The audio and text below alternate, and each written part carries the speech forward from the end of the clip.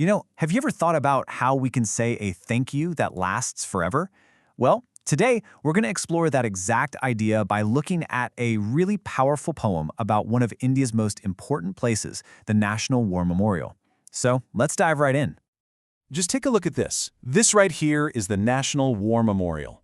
Every single stone you see was placed with so much respect, built to remember the brave soldiers of the Indian Armed Forces.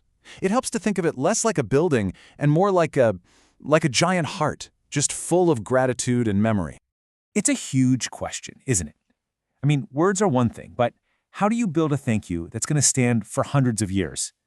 That's exactly what monuments like this are for. They're our way of making sure that gratitude is never, ever forgotten. All right, so here's our game plan for today. First, we'll get to know the memorial itself, then we'll dive deep into the poem that was written about it.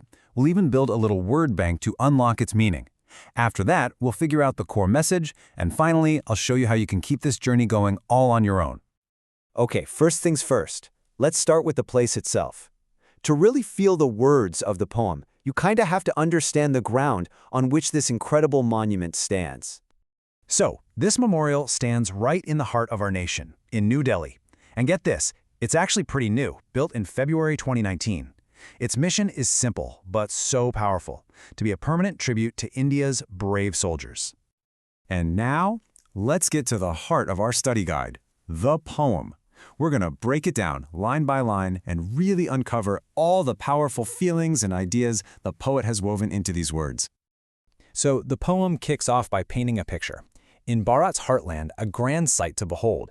That sets the scene, right? We're right in the center of India. But listen to that last part again. Honor's brave stories retold. That tells us right away this isn't just a silent building, it's a storyteller.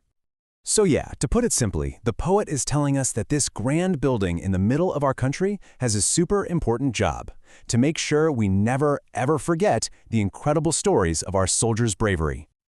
These next lines are just beautiful. With respect and grace, it stands with pride, each name etched, each stone, each story to confide.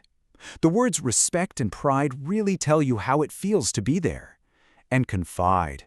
It's almost like each stone is leaning in to whisper a secret story of bravery right to you. And here, we meet a really key feature, the eternal flame. This is the Amar Jawan Jyoti, which means the flame of the immortal soldier. It burns day and night, a quiet, glowing tribute to the courage of everyone who served. Exactly. It's a symbol. The fact that the flame is eternal, that it never goes out, means our respect and our memory for these soldiers should also never fade. It's a constant, silent thank you. All right, let's build our vocabulary for a minute. To really get this poem, we need to make sure we understand a few key words. Trust me, it'll make the meaning pop even more. Remember when the poem said each name etched? Well, this is what it means. It's not just written with a pen, it's permanently carved into the stone walls of the memorial. Imagine thousands of names, each one carefully carved to last forever. The poem says the flame pays homage. This is such a great word. It means to show deep, public respect. Just like we do on national holidays, this memorial pays homage to our soldiers every single second of every single day. And here's the word that gives the flame its real power, eternal. It just means forever, without any end. This perfectly captures the whole idea that our gratitude for these soldiers has no expiration date. It is forever.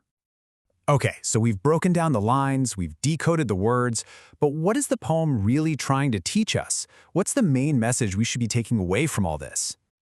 So what does this all boil down to? Really, the poem is teaching us three super important things. First, to always remember the sacrifices that were made. Second, to show our gratitude and respect for that courage. And third, to feel proud of the people who protect our nation. But hey, our journey doesn't have to end here with this poem. Learning about this is just the beginning. Let's look at a few ways you can explore this topic even more. Here are 3 awesome ways to keep going.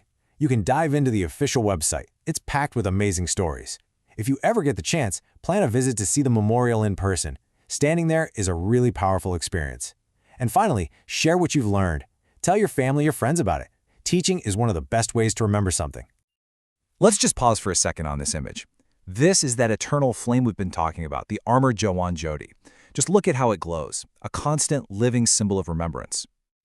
And this really brings us to the promise of the National War Memorial, captured right here in the final words of the poem, the promise to remember their sacrifice forever. And so I'll leave you with this one question to think about. Now that you know the story of the memorial and its poem, how will you choose to remember? Thanks for exploring all of this with me today.